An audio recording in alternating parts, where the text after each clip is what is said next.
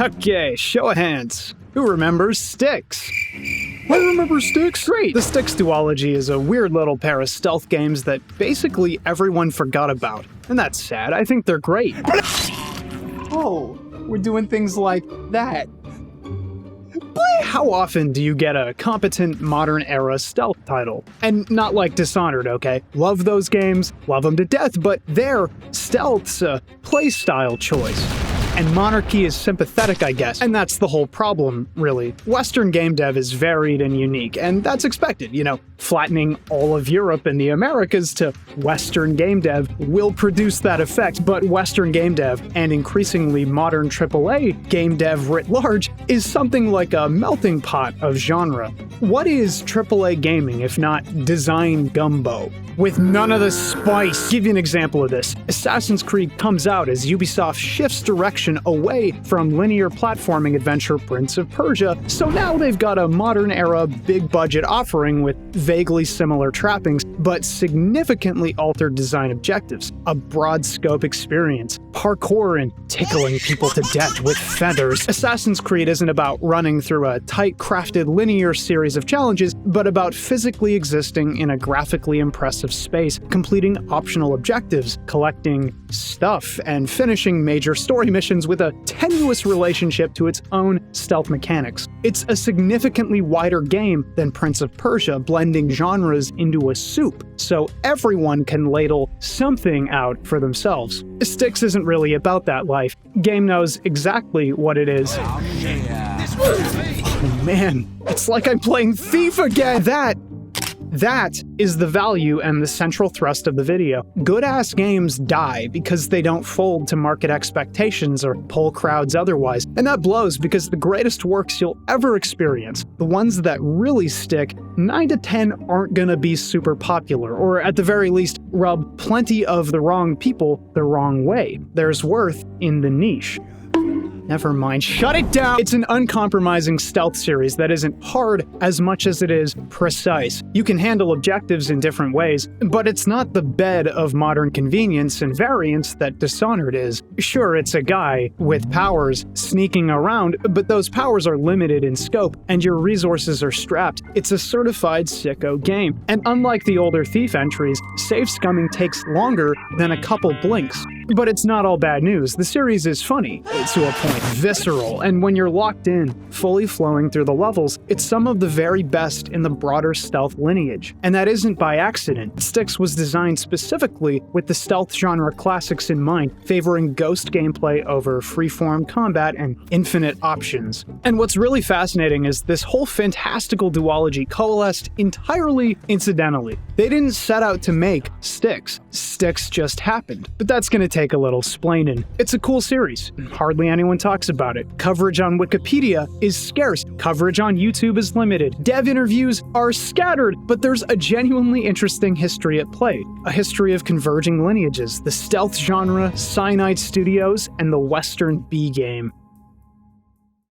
Unless you're into games history, you probably don't know Cyanide Studio. They're best known for the modern Blood Bowl games, Warhammer Fantasy Football spin-off weirdo shit. Okay, cool. Also Cycling Manager, just a whole lot of Pro Cycling Manager. Tour de France is there. Yo, how could we forget the Call of Cthulhu game? That one totally rips! They've made some cool stuff, and generally on a shoestring budget, relative to modern dev standards, and that's fine. A 7 out of 10 is just a 10 out of 10 for a specific palette. Don't tell that to the modern releases only AAA exclusive gamer types though. Modern gamer brain can't process those kinds of calculations. Grand Theft Auto is a 10 out of 10 because it has the most graphics, and the biggest realisms, and the highest storage requirements. Cyanide always made low-budget 3D action RPG type games. Just look at Loki, Heroes of Mythology, and eventually Confrontation. Both mediocre, both trying to recreate Diablo, both leading up to their Game of Thrones licensed title, a decidedly weak real-time with pause RPG, like if you drew Dragon Age Origins on a piece of paper, crumpled it up really hard, and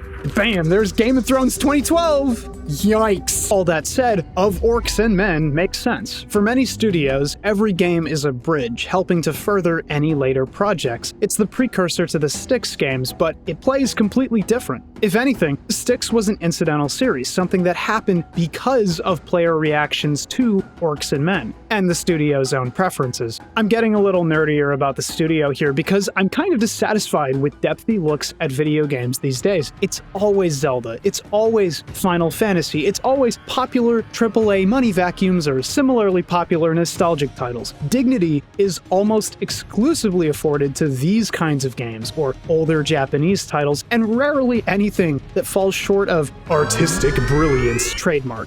And I'm not bitter about it. Don't write that I was bitter about it. These games, Orcs and Men, the Styx titles, have bare-bones coverage, minimal dev interviews, almost no accolades. So let's change that.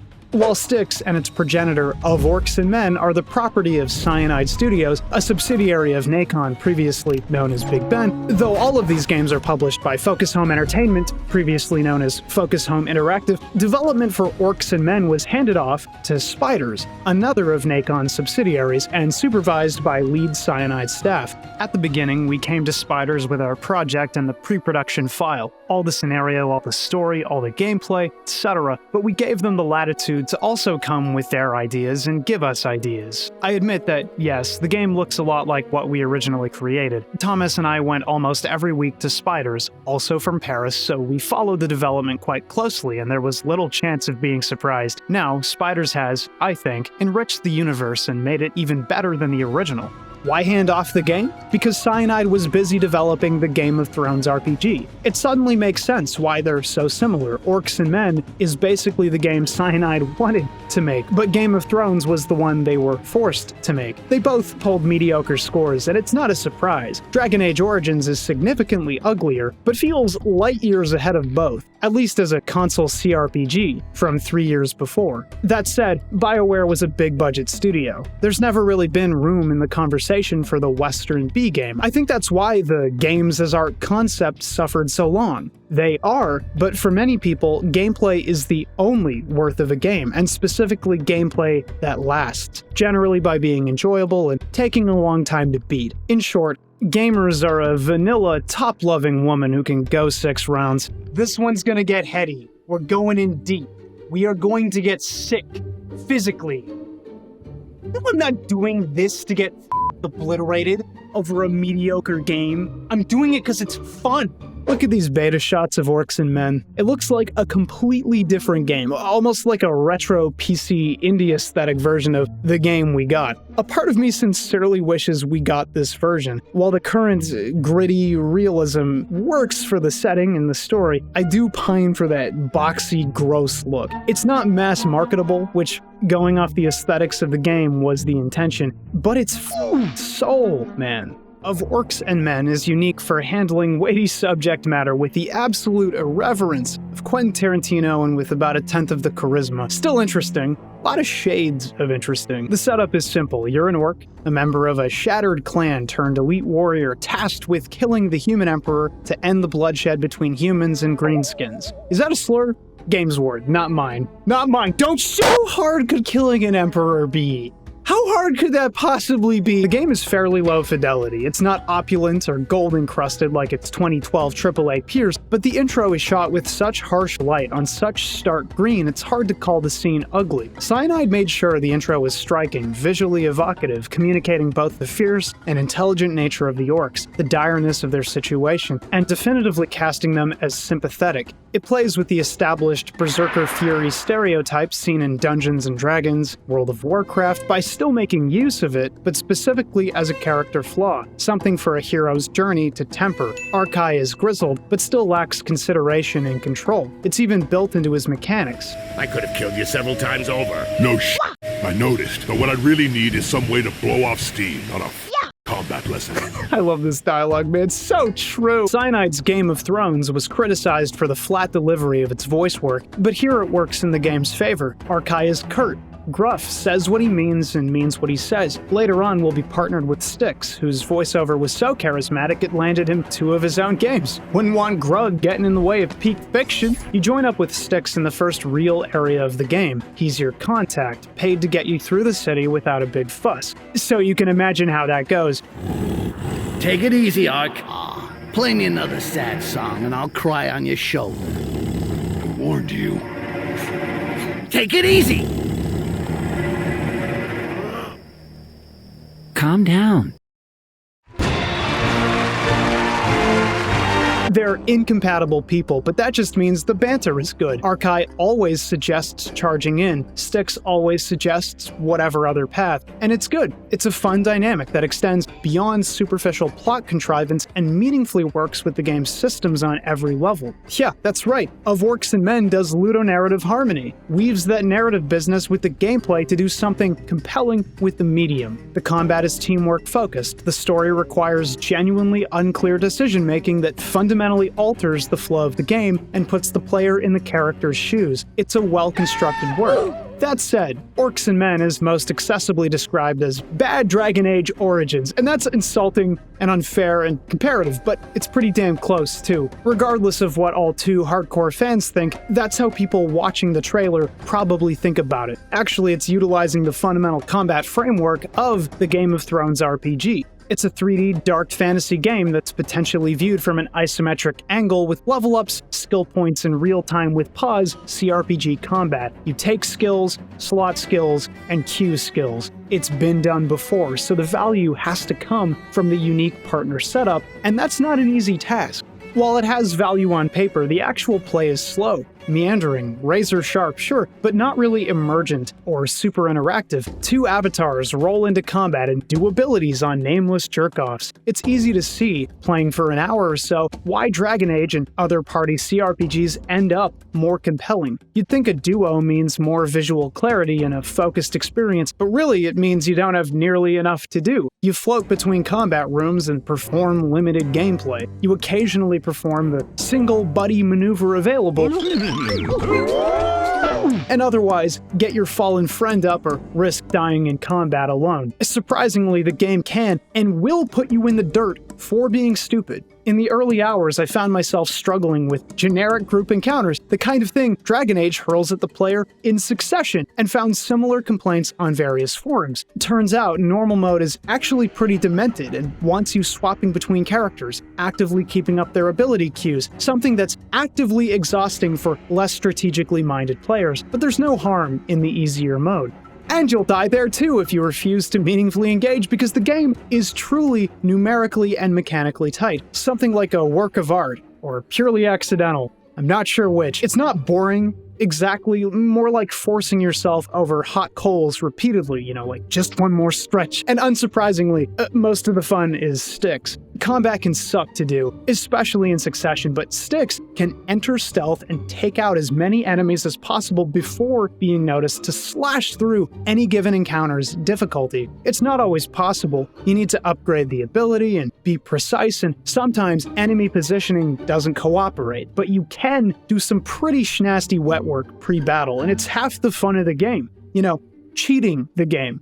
But they gave the player the option. It's a dangerous mission, and even if Arkai disapproves of it, you're always allowed to try regardless. More on roleplay later. CRPGs often struggle for interactivity. In some games, you can run and jump and throw enemies, really anything Dragon's Dogma is doing, and well, none of that is here. Why would it be? You need an action framework to really make those systems sing. No, here, you're like a Monopoly figure, magnetized to the ground and slid along the world, unable to truly engage. The game smartly lets Arkai pick up and hurl sticks to a targeted enemy, including inaccessible archers on scaffolding, and that one trick makes up most of the combat shakeups you experience in the game. I think it's fun to talk about, and maybe worth playing for people who get joy from this, but otherwise it's an easy skip for many players.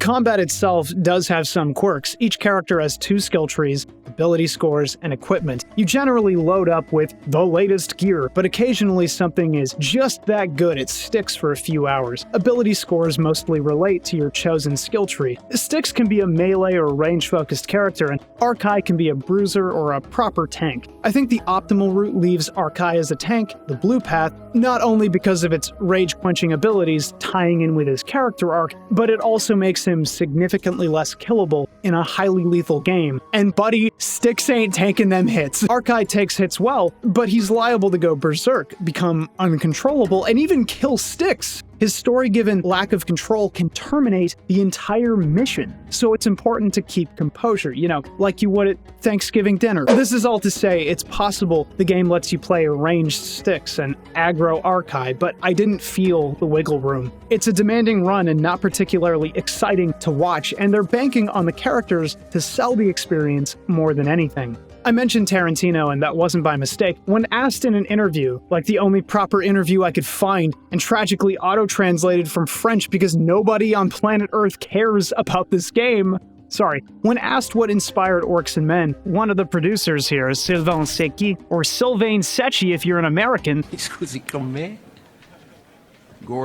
insisted that the team did not prepare by playing other games or studying other dark fantasy worlds as much as watching cinema. And he name drops Gladiator and Inglourious Bastards, which I watched after uncovering this so I could more thoroughly understand the vision. Orcs and Men is not cinema. It's a video game, subject to limitations of the medium, and created on a shoestring budget. It is definitely not capable of approaching cinema, and it's kind of telling when a dev says something like this. Video games are best when they aren't aping other mediums and instead celebrating their own, something the later Styx games do by paying mind to their own genre forebears. It's something AAA games seem obsessed with, moving closer to cinematic than video gamey in a way that feels insecure about the medium. And the fear is that something potentially pure and good and celebratory, a powerful piece of video game storytelling, withers with the wrong guiding light, as it were. It's not that you can't do film in video games or incorporate it. Some of the most interesting games ever made heavily incorporate filmic techniques, speak the language of film. I just happen to appreciate when a game also embraces what it is. That said, Orcs and Men's cutscenes and framing are fairly strong. I can see the influences. The dialogue is good, fun, and most importantly, dramatic. The story flows from beat to beat, and whenever a cutscene happens, you're always afraid a fight will break out. Archai can't negotiate, and combat is lethal. It's a fantastic recipe for tension, especially with Styx constantly trying to defuse situations despite always dealing with criminals and other deadbeats. It's a story told through a pair of profoundly cynical characters, but their cynicism is earned, sympathetic rather than off-putting. And the story itself is fine. It's textbook drama, so serviceable at the minimum. You're made to act as Archai and Styx in unison, and that means when you're allowed to choose to fight or negotiate, it's not that you're acting against one or the other, but choosing one or the other. You can't fail to act as Archai because his choices are already accounted for. It's just that in whatever timeline you pick, Styx jumps in first and history moves on. Ideally, I would have played the game twice, doing everything differently on second pass. I just don't think the actual play warrants it, but that's fine. It means you can gut react to any given choice and feel sufficiently empowered to let things unfold. And so, roleplay actually happens, unlike so many other games where choice comes down to which options give me the good ending. There's only one moment that feels completely unnecessary, so let's talk about it. Late in the game, you're given the choice to, quote, psychically rape a character. Game's term, not mine. It's an innocuous moment, arriving at a temple in the mountains while a soft-spoken monk drops one of the words that'll get you demonetized on YouTube. And it's the kind of word that doesn't mean a lot to the general audience because games like these aren't exactly appealing to a more sensitive or empathetic crowd, going by the dressing. But to make it blunt, there was no need to include the word.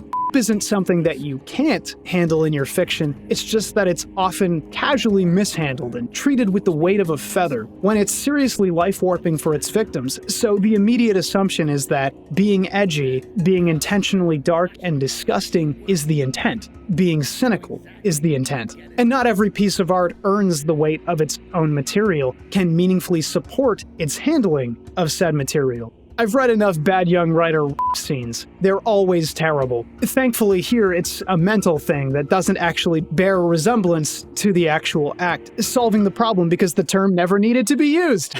Well, 2012, different era. What you gonna do? The story isn't mind-blowing per se, but it is worth breaking down here. The player sets out on their emperor-slaying suicide mission, joins up with Styx, and things immediately fall apart. You encounter thieves of all stripes and eventually meet up with Styx's little in-group, a band of thieves that'll help Archai through the city if the duo does some extra work on their behalf. Nothing's free. You can actually duel each of these people as a side quest, and they're great for telling how bad you are.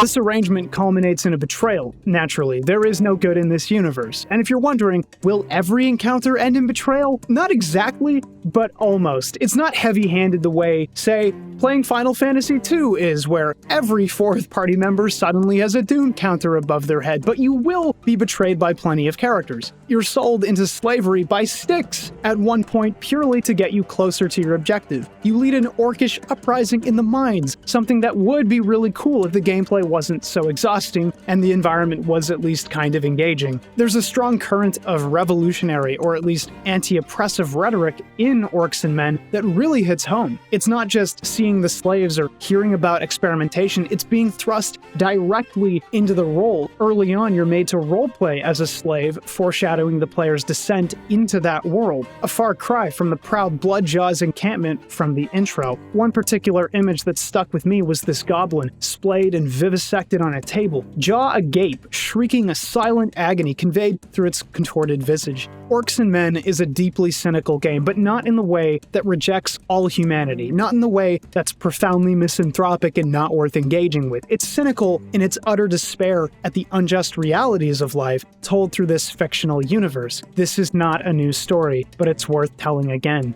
I'm leaving a lot of the plot out here. At one point you burn a church, which causes a villain to chase you for most of the game, but you never really see them until the end of the game, which illustrates the issue. The game's a victim of its own budget and its scope. It's a proper dark fantasy epic, but in the world of video games, how much of your world is ever actually seen? How well the story pans out sometimes has more to do with the money people than the devs. The story eventually meanders where it needs to. You face down the Emperor, and regardless of your choice, he winds up dead, only for a new villain, a political schemer who wanted the Emperor dead, to rise in his place, with an alliance ready to enact a greenskin cleansing. This results in more hilarious escape hijinks until you're miraculously able to cut the head off mankind's political machine again for the sake of a brighter greenskin future. Go figure, the French had read a hopeful story about overcoming oppression. It's why I can't really call the work cynical. In the end, it believes in a world more colorful than the one you're stuck in for most of the game.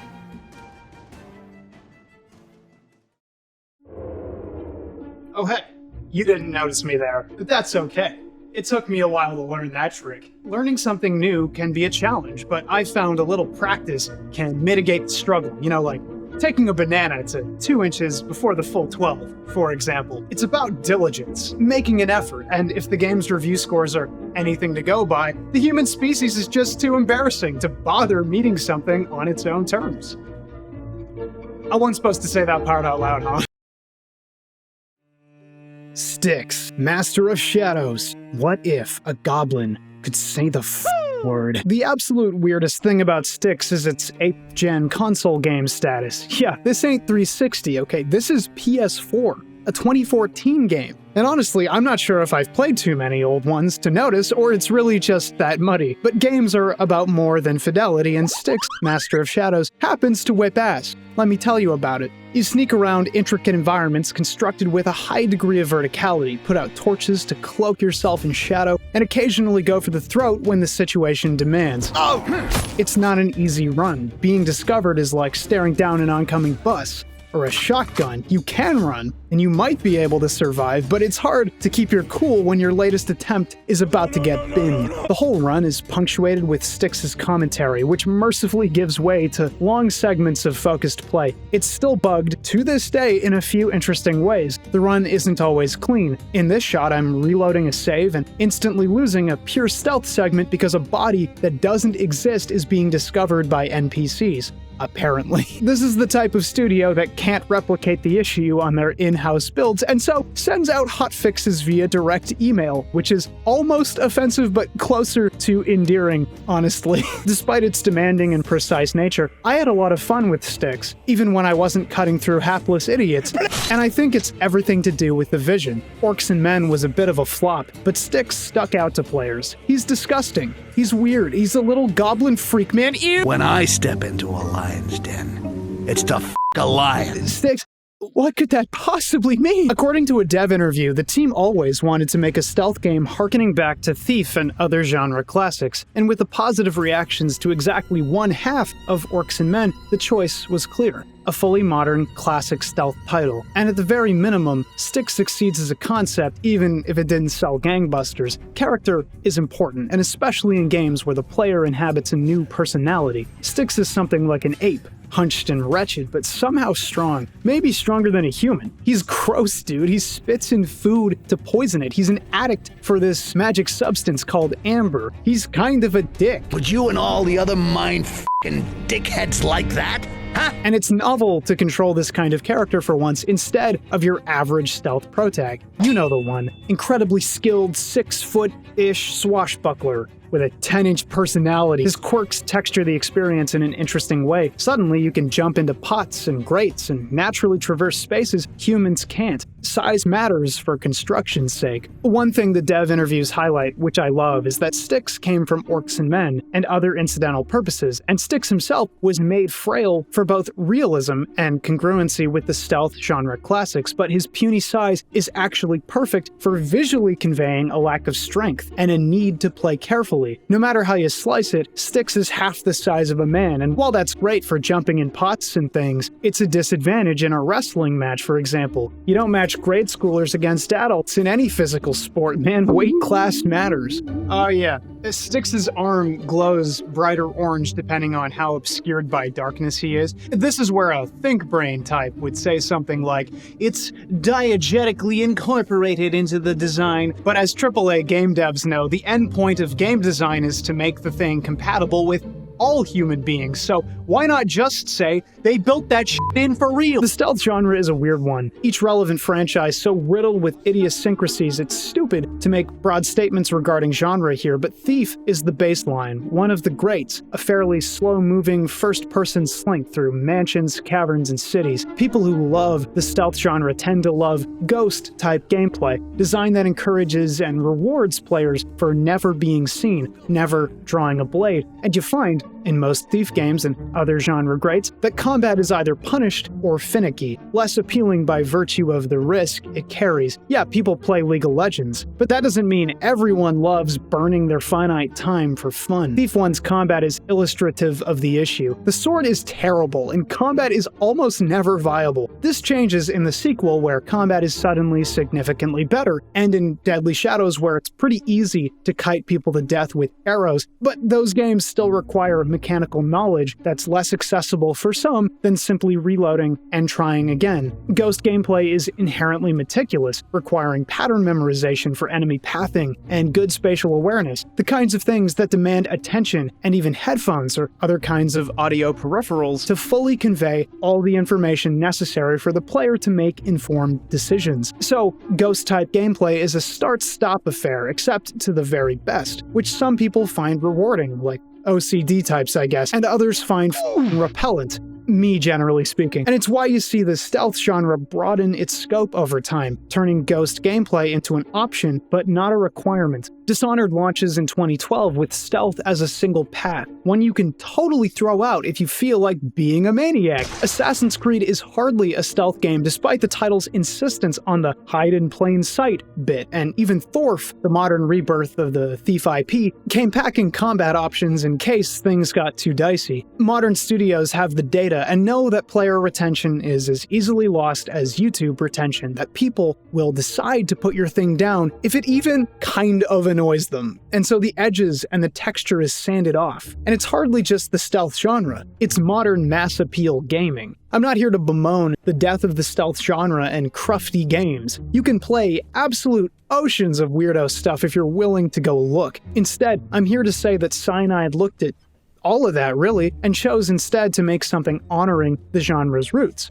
Styx is a hardcore stealth gameplay experience. It'll hand you some options with pretty significant limits, and otherwise leave you to the core mechanics and level design. And that's what makes it compelling. It's ugly, it's not particularly nice to listen to, but it's an artistic vision made manifest that compels players to play by the designer's rules. I don't want to give the impression that Styx is purely regurgitating stealth play tradition. It has pretty strong opinions about the genre of its own. Stealth is hard to ask from players. What tools tools are you giving them? How does the environment account for it? How does the camera impact things? And how are you designing around that? Are you letting them stay stealthy? You find that Thief and Dishonored, both firmly rooted in the first person, can occasionally force resets during pure stealth runs because it's hard to account for everything in a highly complex 3D space. Sometimes a guard is just there. Sometimes you make a noise you didn't mean to and have to mentally calculate the best way to escape in 3D space with limited information. That's not to say that first person is bad for stealth. Hardly. It's highly immersive. But it also presents unique challenges that can make runs more frustrating than intended. I think it's why combat became more viable in the second Thief game, and Dishonored allowed it from the outset. They knew constant reloads shunted certain portions of the audience and allowed for slip-ups. Styx does not do this. You've got the few options you can carry, and otherwise you're at the mercy of your own ability to play the game. No excuses. That said, a fully 3D stealth game has benefits. It means you have access to significantly more information than those other series. It means you can more easily react to incoming danger and make more creative use of the environment, which has also expanded compared to those other games. Yes, Thief is often vertical, but the actual play tends to happen on a single plane. Styx is a little looser, letting players climb up and down at their discretion to access new infiltration points. It does itself a favor in expanding the world and the possibilities for player engagement by handing them an agile, monkey-like character, meaningfully curtailing their options and forcing them into the jungle gym instead of letting them skip over it. Styx is slow enough, but he can zoom right up with a tap. Making use of the various elevations the levels provide, the different angles and approaches, is the true fun of the game. Occasionally you'll be funneled into more linear segments, so the wide open spaces are easily the most enjoyable, but there's an element of mounting pressure and release in the construction that I appreciate. Sometimes you can forego stealth and just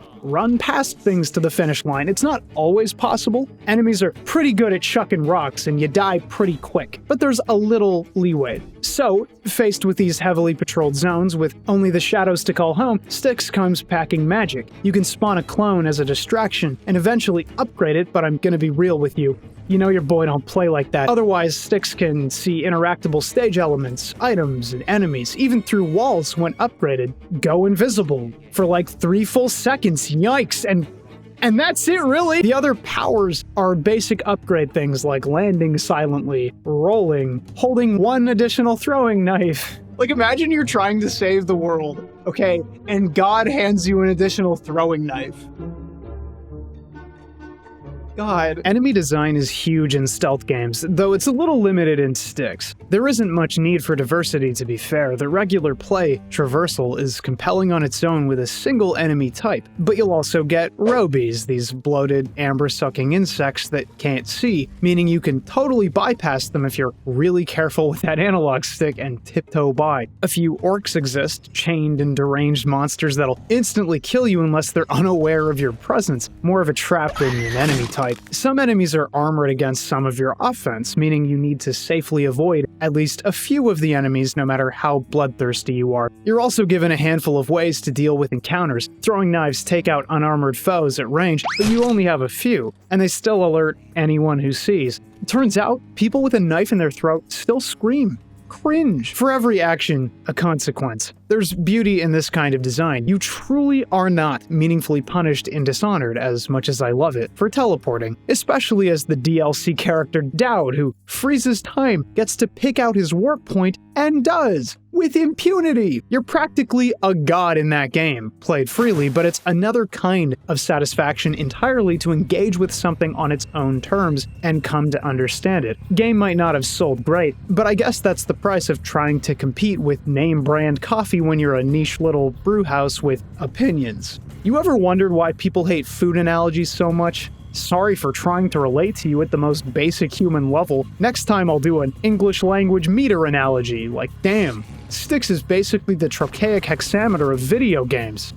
You get me, right? You visit your hideout between missions, occasionally taking a side objective and sinking newly acquired skill points. You have to be really deliberate about them too. Unless you're collecting all the coins scattered in a level, you'll only have a handful of points to spend at a time. Part of the joy in Styx is upgrading your character. You can play the thing raw, but starting at such a low point, it's really satisfying to eventually grow stronger. Shoot, they make you sink upgrade points into aerial assassination you can't just drop. You gotta buy that. And it's easy to go, geez, Dishonored lets you wind blast people off balconies, but that's the point. The devs were fed up with the state of the stealth game and wanted to keep things low-key. Highlight the immense value of every little scrap you can get, give you a reason to sneak through a whole level collecting the items that give you skill points, smartly keying the player into the game world with a tangible reason to explore while maintaining the vision, never letting Styx become God. Invisibility isn't some god-tier power. Aside from being obscenely quick to fall off, enemies can hear Styx unless he's sunk enough skill points to make his footsteps silent while invisible.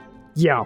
There is no instant win button. All of these powers are tied to your amber meter, the in-universe substance Styx is addicted to that gives him magic, sure, whatever. The amber meter drains very quickly and is only refilled with amber vials, a limited and expensive resource you're often made to pickpocket. That is, if you want to abuse your powers frequently. It's a game that puts maximum emphasis on player engagement and even leans into the edges of the genre, willing to let the player get cut and bleed if it means they feel the vision. I mentioned that combat is almost worthless, and that's accurate even if it's there. Combat isn't like tap to swing or whatever. You physically enter a combat state when an enemy approaches, only it takes about a second. And that means an enemy can get a quick slash in before you can actually defend yourself. I think this aspect of the game is either broken or flat out sucks. Combat is already annoying enough, requiring Styx to deflect enough incoming blows with timed button presses to execute his assailant, and the system entirely falls apart with multiple opponents. I think the intention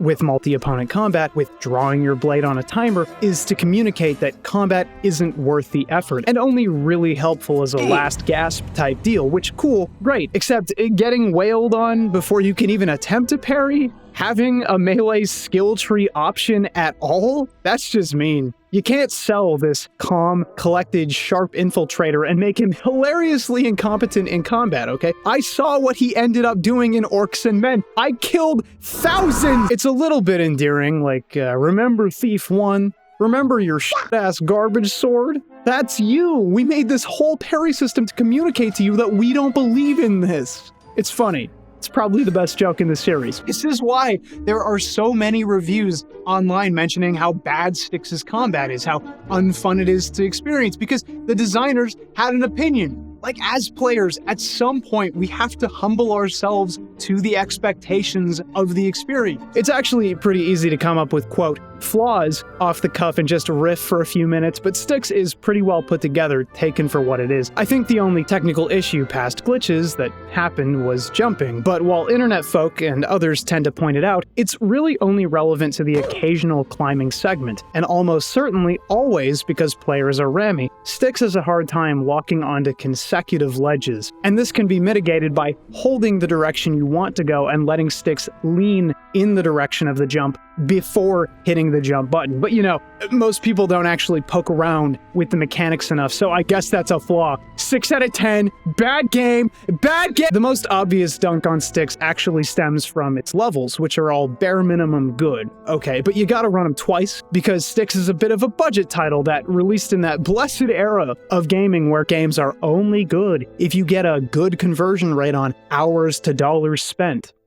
I was young once, so you run it back per the plot, and what's worse is objectives don't meaningfully change on the run back. DMC4 was a fantastic system confined in a game that was functionally unfinished, stuffed with weird crap like extraneous dice minigames and object-pushing puzzles, but it was a Capcom game. So at the bare minimum, you were handed Dante and got to blast back through the old zones with a significantly more complex character. In Styx, you've got more powers, but remember, they mostly don't warp play, and if they do, they're only briefly abused. So the run back is fairly excruciating. Shouldn't I be stronger than this? Shouldn't these zones be somehow more interesting or more easily traversed? And it's not inherently awful, it's just not as enjoyable as the initial cut-in, so a full half of the game could be seen as dead weight to some subset of players. Sometimes vision hits a monetary wall. Alas. The soundtrack of Orcs and Men is a little unexpected, but while it's drowning in fairly tired, dreary, grimdark tones for the bulk of the run, there's a number of earlier pieces that are bursting with color and life, vibrancy reserved for the orcs, especially in the intro, to highlight the color of the world that's immediately sucked out once Arkai enters human civilization proper. It's good scoring, artistically speaking, conveying the utter despair the green-skinned races face therein.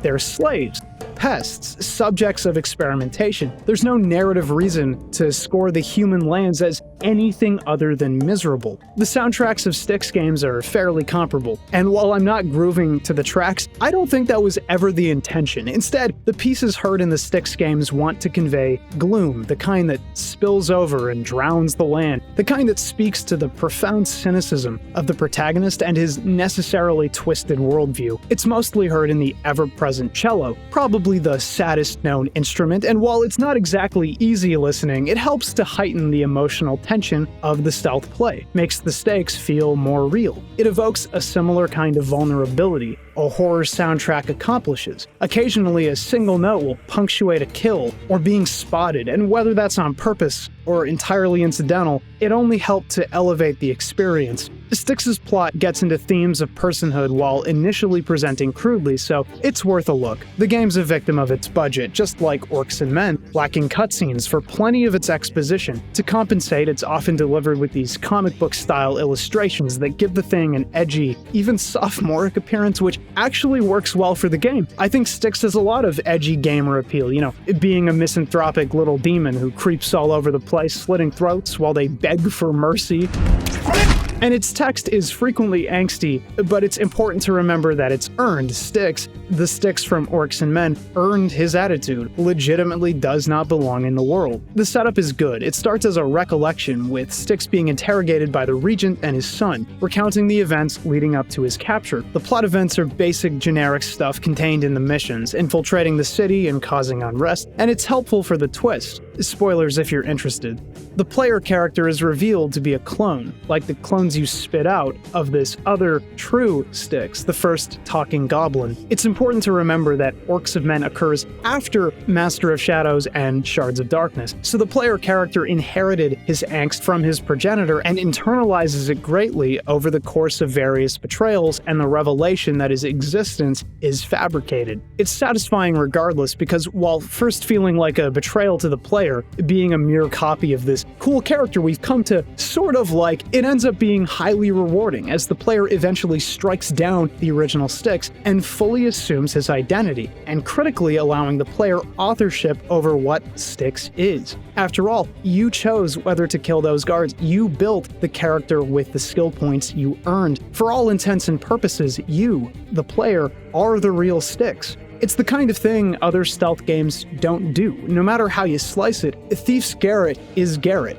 until Thorf anyway. I don't know who that guy is, spindly-fingered fuck. That is, Styx is one of the few stealth games that actually manages to sell character, warts and all. It's what the story is ultimately about, accepting oneself as one is, and bravely, authentically entering the world. In Styx's case, being symbolically birthed into the world proper by leaving the game's setting and all of his baggage behind.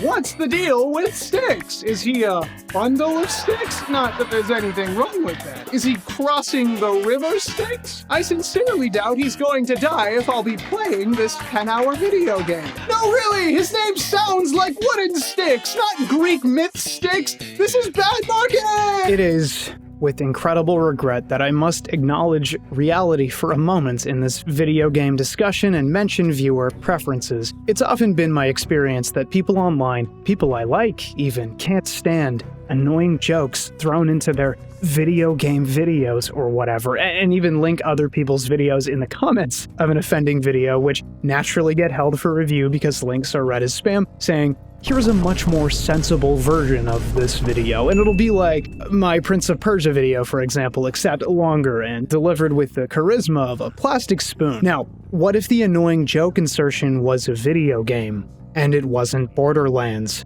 What if the Prince of Persia did stand-up comedy? I have no choice but to stand in solidarity with this game now. So, a withering defense of obnoxitude. Styx, Shards of Darkness is an immaculate experience, actively pushing everything the original game did to greater heights, delivering a deeply immersive stealth experience all sprinkled with some stank-ass parmesan. I mean, it's offensive. I've never been a big fan of plants. Well, at least not all of them. Whoa, dude, do you mean like weed? Do you mean like getting high? I have a great deal of respect for Shards of Darkness and what it does. Instead of presenting as solemnly as Orcs and Men, it leans into the very cringe it was born into. The age of streaming, YouTube. Did you stream that? I want a percentage on your best goblin death compilation. Uncharitable video reviews, knowing it'll get dogged, knowing players will recoil in disgust and tweet about the thing, affix labels and hurl insults, all in service to landing the name on the lips of potential players. It didn't work out. But it's cute, it's funny, it's really, really stupid, but there's some joy in that. I play games for fun. I can have a little fun. I can crack another beer, dude. Yeah. Is that your controller in your pocket? Are you just pleased to see?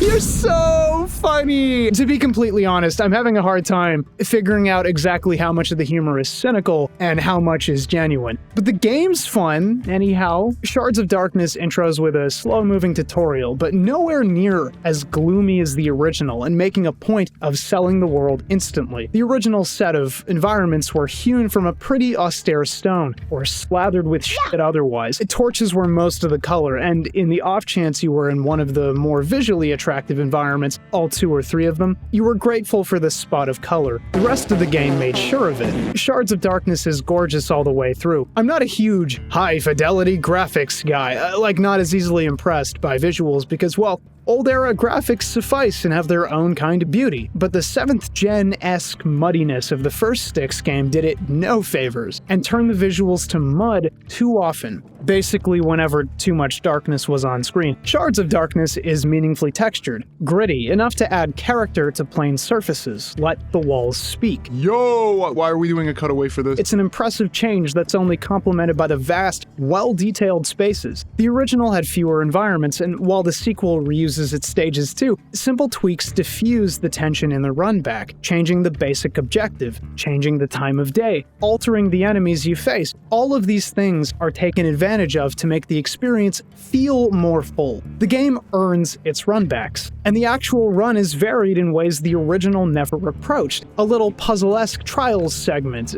secret stashes stuffed with amber. Ooh, riches! Occasionally you complete a side objective in the original, assassinate a target, find an object, etc. But here, you're expected to do a little more at times, including knocking a guy out and hauling him through scores of dudes to another location. You get really intimate with the areas, more than I think you ever did in the original. It demands a level of player engagement and resource expenditure to thoroughly hook the player into the game. It's a quality sequel in all the usual ways. It's more fun to physically engage with, it controls more sharply, levels and enemy placements feel more considered, and you've always got a handful of options via equipment, environmental factors, powers. It's hard to definitively call it a masterpiece. I don't know that I know that, but I think it's worth your time if you're a stealth fan, and easily the best game in the lot. That said, you can really feel the push to bring the game more in line with modern market expectations. Shards of Darkness has boss enemies. Actual, factual stealth game boss enemies. Not many, and the original did too, but they're just weird. It's hard to sell a big brawl with a giant bug when the player character is easily slain by any given soldier in one-on-one combat. It makes for a game that feels like a complete package, but it's hard to say it really sells the original stealth purist vision.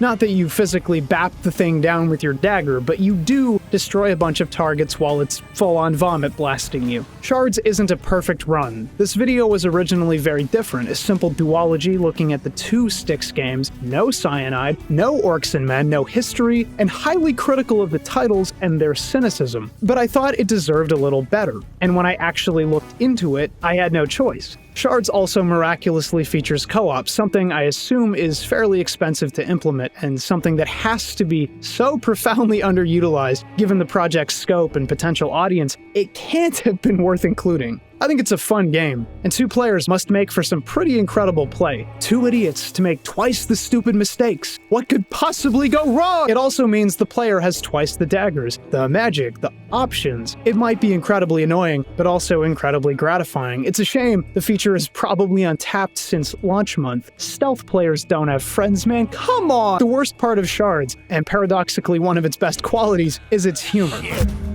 I'll be back. On death, you're greeted with an obnoxious joke of some kind, generally Styx riffing on the player's incompetence. That's it. Game over, man. We're in some real pretty These can be funny. They're mostly annoying or referential to a fault. Humor is difficult. Everyone can think of at least one game where humor was done well, and another where it's embarrassing. Think Portal versus some of the later Borderlands games as an example. I lost my antenna! Shut the f up. The problem is, humor is completely subjective. One guy's laughing at Jerry Seinfeld, another's laughing at Dennis Miller. Let's not forget iced tea. Is there anything better on a hot day than a tall glass of iced tea? Oh yeah, lemonade. But how great is it to pour that lemonade into a half a glass of fresh brewed iced tea for a refreshing Arnold Palmer? Try doing that with an iced coffee. And another is laughing at Bill O'Reilly's stand-up tour, and somehow, all of these people are allowed to vote. It's impossible to nail for every audience, so to offer it up as a main feature, especially in a game playing more thoroughly towards the market trademark, is a dangerous gamble. If it succeeds, well, it's not going to. Let's be real. You might get half the audience while the other calls your art childish. If it fails, the public narrative casts you as cringe, and you're doomed to hell regardless of the artistic merit your work otherwise exudes. Games as art may be catching now, but it's a bit late for games whose seasons are past. There's a reason humor works for Borderlands with its borderline addictive play. It doesn't matter if your jokes suck. The game's fun and has excellent co-op options. It's easy to keep going and keep opening chests, regardless of how f***ing annoying everyone is. All this said, when you actually pull back, yeah, Styx tends to drop a one-liner every few minutes during progression, but otherwise keeps his mouth shut. It only feels like humor is an enormous part of the game because dying is an enormous part of hardcore stealth, unless you're really good. In that way, I think the humor of Shards is brilliant. It's immediately offensive, obnoxious, repugnant. You physically react. Did you stream that? That's I not- want a percentage on your You wouldn't, best no goblin YouTuber would death make a death compilation of themselves sucking. It'd be, you misunderstood the joke, you idiot. And you're typically only subjected to it for losing. It's a punishment. And it's perfectly in line with Styx's character, someone so cynical from his complete inability to exist peacefully in a world that hates him for being alive that he's broken the fourth wall and come for the player's last nerve. It's impressive. It immediately presents as amateurish and poorly considered, but when viewed from another angle, it's subversive and character appropriate. I get it though. It's an annoying ear-sore to some portion of its fanbase, but then that's what I like most about Styx. Since the first, it struck out to be itself and chafe people unwilling to get on board. Styx 2 just made new edges in unexpected places. And edges define Styx design-wise, character-wise. It's almost surprising how little effectively changed between the games, until you remember what the game established and realize that it was the vision, hampered only by budget and dev time. Shards retains the same creeping game flow, the occasional murder and the utility of items, magic, even the environment, but the fundamental play is practically identical. It does offer the player the occasional choice, slight branching paths that alter something about your quest, but ultimately these have no actual ramifications and only allow for more interesting reruns. I wasn't kidding about Shards adapting itself for a modern era. Hardcore stealth keys into OCD behavior, perfecting runs, which also intersects with speedrunning, and so every level is scored with 3 medals, all of which start at gold and slowly degrade as the player fails to play quickly, quietly, perfectly. I dislike the system because I don't play games like that. How fast a level is completed means less than nothing to me because if it got done, it's still beat. Like if you and I fist fight, viewer, if I run away, then sneak up and bonk you later, I won that fight. Even if I get run off Twitter for being a bum, but I acknowledge that it's a helpful way to measure excellence for those kinds of players, and it's mostly judged by fair axes, don't kill people, hurry it up. Spec into invisibility. What I love about Styx is its commitment to a low-scope stealth puzzle box. You have the means to engage in plenty of ways, pure mechanical mastery with no assistance, throwing knives and balls of sand to take out torches at range. You can kill in a blink or spare every last person you meet, and you can do all of this while traversing up and down the level at your leisure, finding hidden pathways and figuring things out for yourself. Most stealth games do this to some extent. Dishonored is the easiest comparison, allowing total freedom of approach, but it's keeping the player limited within a considered framework that makes me actually appreciate the stealth play. This is why I didn't resonate with Dishonored Stealth. Fun was right there, I just had to grab it. And all of the original game's draws are enhanced here with new skill trees. While the first was trickling and fairly frustrating, you couldn't respec and you were barely powered up until later on, Shards gives the player a range of options with fairly powerful abilities. You can spec into an amber dagger that'll refund some amber on kill, making it so you can abuse invisibility more often, among other things. And what's more, the devs make you complete pretty difficult stealth challenges to acquire the upgrade material, pure quartz, necessary to unlock your greatest abilities. So smart. You can haul more items around, you can chuck an egg that hatches into your clone and swap to it. There are true gameplay shakeups in these trees instead of simple enhancements, and while I prefer to play safety off, stealth on more than anything, utility only helps to smooth out play, especially in such a challenging game. And you need the utility because enemy variety expands, and they will find you, and they will kill you. Dwarves are a generico fantasy mainstay, sure, but have you ever seen dwarves with like really good noses to sniff out goblin stank at 10 paces? Yeah, this is basically an enemy type from the last game, but it forces players to leave their general radius as quickly as possible, forcing active play out of more passive players. Roby's return requiring soft footfalls or risking a game over, and most of the other enemies only require that the players stay out of sight, but that can pose a challenge. Archers positioned at range will demolish you if you don't take care of them, and you get caught with your pants down. Even basic enemies can be an insurmountable wall in swarms, and that's where utility options come in. Some of the zones are so packed, it feels impossible to do anything but play Ghost style, but you'd be surprised what you can do just pulling back, reassessing, or experimenting. I think that's something people love about the genre, puzzle solving in ways that feel kinetic and real instead of arbitrary, even if at the end of the day, it's all hitboxes and hurtboxes. Shards introduces crafting, and listen, I know what you're thinking. KBash, you're dunking on AAA games. Why does every game need a crafting menu? But what if I told you that context matters and actually crafting owns here? The original game suffered in places because its edges were particularly jagged. It was hard to engage with at times, and if you blew your resources, you were gonna have to do things the hard way. Reload, die, reload, die. With crafting, you're not only able to smooth out play with more regular access to consumables, but you're also incentivized to get out into the levels, actually snoop along through, dig, scour to find the necessary materials. This keeps casual stealth fans invested, more thoroughly looped in, and allowed to succeed where they might otherwise feel helpless, and doesn't in any way intersect with the speed and challenge runners, allowing for two completely parallel streams of play without sacrificing the challenge, without grinding off the edges. Of course, Shard's expanded scope is the result of a bigger budget, enough that they outright discard the comic-style delivery of exposition and render full cutscenes for most of the story's main events. Styx is a great character, a vile, putrid little worm that happens to know more and do more than the humans who infest the world. He's sympathetic in spite of his miserable disposition. Getting to see him actually doing interesting things instead of leaving it to the theater of the imagination is exactly where a game selling a charismatic protag needs to be. He isn't one of the blander protags of previous stealth titles. He can actually swim in the spotlight. Just maybe get a comically large cane in case he starts his stand-up routine. The story follows Styx on a quest for revenge. He's hunted by a goblin death squad from the outset, but finds an unlikely ally, as always, in Haledrin, the leader of that very squad who cuts a deal with Styx for a job that ultimately goes ass up. And the plot devolves into underground dark elf insanity as Styx hunts after a shapeshifter who borked his gig. It's more compelling than you'd expect from such relatively flat side characters, mainly because the drama never ends. The writers know what to do. This, but this,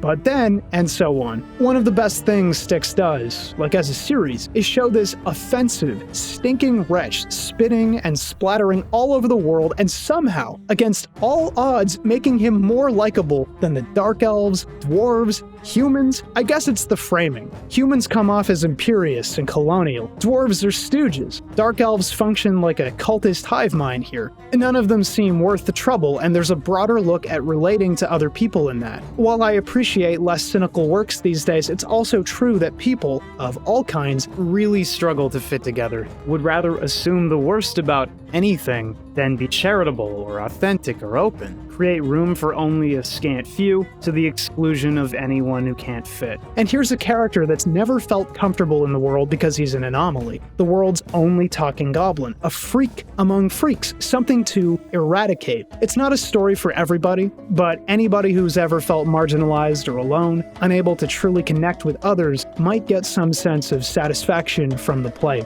Yeah, it keeps the broader Orcs and Men, Master of Shadows, anti-Barrowman family beef. Yeah, it shows off Arkai. I clapped when I saw Arkai, but that's all fandom business. Little love notes to this incredibly puny microcosm of Cyanide games enjoyers. The kinds of things you write because you know only a handful of people will ever read it. I'm willing to bet this shit only pulls 40, maybe 70k at best, definitely not 100k. People don't care. It's all about new releases and the next cheap multiplayer Steam game you can crack beers and melt hours with. Anything to distract from the everything falling apart around us constantly. Games history and lineages and all that shit. It's disposable to just about everybody. It's easy to look at Styx as a cynical series from its inception to its humor, but calling the totality cynical is really just the pot calling the kettle black, huh?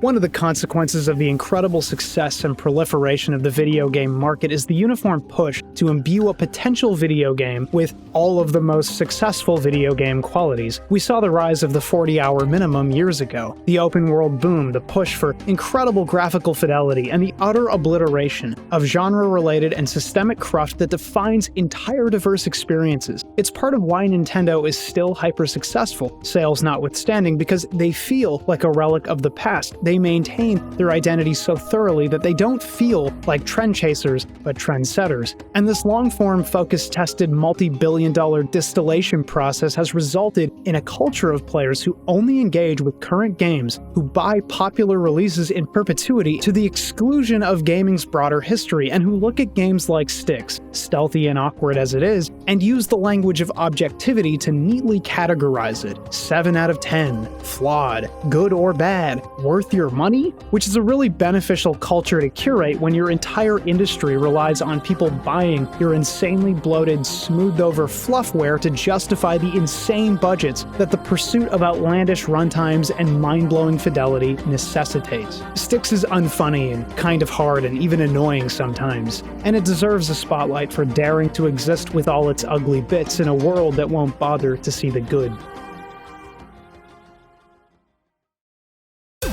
Hey, it's KBash. Huge thanks goes out to my $4 patrons. Check them out. Beautiful. And double special thanks goes to my extra generous patrons who are Adam Welch, Acropolion, All the Singularities, Alpha 42, Andrew Redacted, Anthony, Arshwasser, Azura, Aaron, Axinate, Bear Skeleton, Basement Dweller, Bosch 7, Ben M, Beguile, Big Papa Spray, Bing Bing Doodoo Oingo Boingo Time, Rake Against the Machine, Wargle Hargle, Blossom Dante, Bohop, Boom Dead, BH Operator, Born in Shadow, Brandon S, Brandon Hesse, British Gooch, Cow, Cakesar, Can I Cuss on Here? C-Dub, Catgirls Are Real, Caesar T, Chiefy Boy, Hero, Cordit, Chris Bromo, Cody Golden, Comfy Moogle, Cookie Bug, Couch Moba, Crashgers, Chris BJ, Mono 19D, CW Glassworks, Denny Pangos, Danky Stag, Swag, David Castillo, Dara, Dash Granny, Decode, Deadword, Dead, Destrega, Dingus Bat, Doodle Flu, Doug Prince, DJ, Professor K, Dr. Cullen PhD, The Protagonist, Elias, Elpio, Elsa, Emperor Pickle, Empty Tenshi, Excalibur Shines, Gnar, Fail Knight, Fuzillion, Forte Noir, Fupa Saiyan, Frog Vorbis. Guaranteed. Gato Nero. Gigglebite. Glyphseeker. Ninecat. Dobo Bobo. Goose 6112. Gray, the darkest black. Gargory. Gucci Plant. Hatsune Miku's Crack House. Harkosh. Demon. Game and Station. Hermit J. Honeymutt. Horned Tiger. How do you know? Huey. I just took 7 grams of magic mushrooms and now I'm lost in the woods. I'm supporting KBash just because I wanted to make this part of the video longer. Inferno galore. Ingenious Cloud. IOBG. I punched a sandwich. It's not bad. It's time to sue. It's not good. Ivy Ruth Langley. Jack Hydrake. Jacob. James. Jason Lasky. Jaden. J. Drito. JL Savarus. J-Deus. JK Hedgehog. John Bo the Joker. Jordan Joyner. Jorzy Burden. Juicy Frost. Julian My Julian. June. Kaizetta Slow. KBash's best K. Keegan Too Cool. Keith the Thief. Kata Snack. King Kuma. Keith. Knight Pike. Clock. K-Noe. Cone 2020. Rated. Crazy Dark Chocolate. Ice. Kyle. Kyle. Not that Kyle. KZ Excellent. Lady Weeb. Laundry Mom. Lego Sid. Lethal Nibbles. Linkle. Little Big Trouble. Loathsome Dung Eater. Low Fat Moga. Lucas Boy. Blood Mac James. Lunatic. Magic Meows. Mama Rollin. Manapool. Manic Pixie Space Pirate. Mara Ganger. Mercury. Maximilian Wolfgang Niver. Maple Puppet. Metal Gear Gaseous. Michelle Citrano. Mike DeVere. Mikusagi. Moa. Bobby Dobby Big Titty Goth GF Cooley. Monochrome Only. Monochrome Rainbow. Morgana Black. Modi. Mr. Yeety Dabface McYoinkbomb. Nyrenew. Nito Torpedo. Neon Dwarf. Nifty Rex. Not Nobel. Nuggy. Old Burgle. Old Man Cranberry. Omni Nerd Zero. Only LK. The Plant. PBK. Pandemic Cowboy. Pelagic Undulation. PK Gaming. Mike. Popular Hitman. Prismatic Dan. Pringle Prongle. Pringle Prongle. Probably not Grady. Project Darklight. Punch Fighter Champion. Ponosaurus Rex. Quasar McDougal. Quillworth. Raging Ataraxia. Real Beans. Reggie Rodriguez. Renteca Bond. Ringed Relay.